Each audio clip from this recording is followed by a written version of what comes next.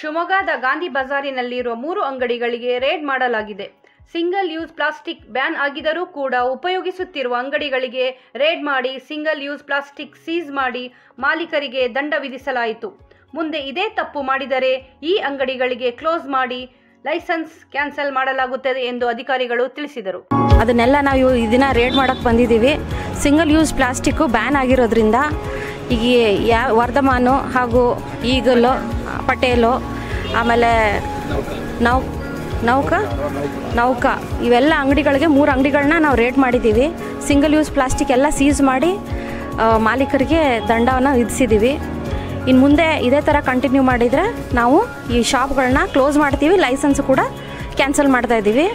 ಇದಕ್ಕೆ ನಾವೆಲ್ಲ ನಮ್ಮ ಎನ್ವೈರ್ಮೆಂಟಲ್ ಇಂಜಿನಿಯರ್ ಪುಷ್ಪವತಿ ಮೇಡಮು ಹಾಗೂ ಎಲ್ಲ ಹೆಲ್ತ್ ಇನ್ಸ್ಪೆಕ್ಟರ್ಗಳು ಹಾಗೂ ನಮ್ಮ ಸಿಬ್ಬಂದಿ ವರ್ಗದವರು ಎಲ್ಲ ಬಂದಿದ್ದೀವಿ.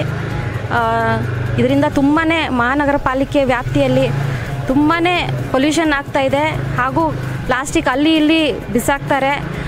UGD ಎಲ್ಲ ಕ್ಲಾಗ್ ಆಗುತ್ತೆ ಹಾಗೂ ದನ ಕರುಗಳೆಲ್ಲ ತಿಂದು ಎಲ್ಲ ಅವ್ರದ್ದು ಹೆಲ್ತ್ ಅಸ್ತವ್ಯಸ್ತ ಆಗ್ತಾಯಿದೆ.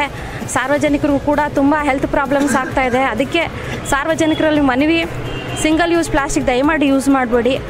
ಪೇಪರ್ ಬ್ಯಾಗ್ಸು ನಿಮ್ಮ ಮನೆಯಿಂದನೇ ಕ್ಯಾರಿ ಬ್ಯಾಗ್ ಯೂಸ್ ಮಾಡಿ ಹಾಗೂ ಪ್ಲಾಸ್ಟಿಕ್ ಬ್ಯಾನ್ ಇದರಲ್ಲಿ ನಮ್ಮ ಮಹಾನಗರ ಪಾಲಿಕೆ ಜೊತೆ ಕೈ ಜೋಡಿಸಿ ಅಂತ ಕೇಳ್ಕೊಳ್ತಾ ಇದ್ದೀನಿ.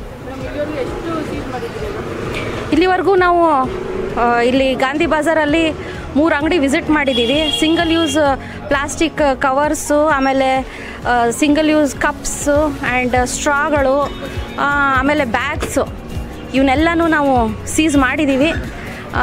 ಬೇರೆ ಕಡೆ ಎಲ್ಲ ಅಲರ್ಟ್ ಆಗಿದ್ದಾರೆ. ಮತ್ತೆ ನಾವು ಬರ್ತೀವಿ, ಮತ್ತೆ ನಾವು ಪ್ಲಾಸ್ಟಿಕ್ ರೇಡನ್ನು ನಿರಂತರವಾಗಿ ನಾವು ಮಹಾನಗರ ಪಾಲಿಕೆ ಶಿವಮೊಗ್ಗ ವತಿಯಿಂದ ಮಾಡ್ತೀವಿ.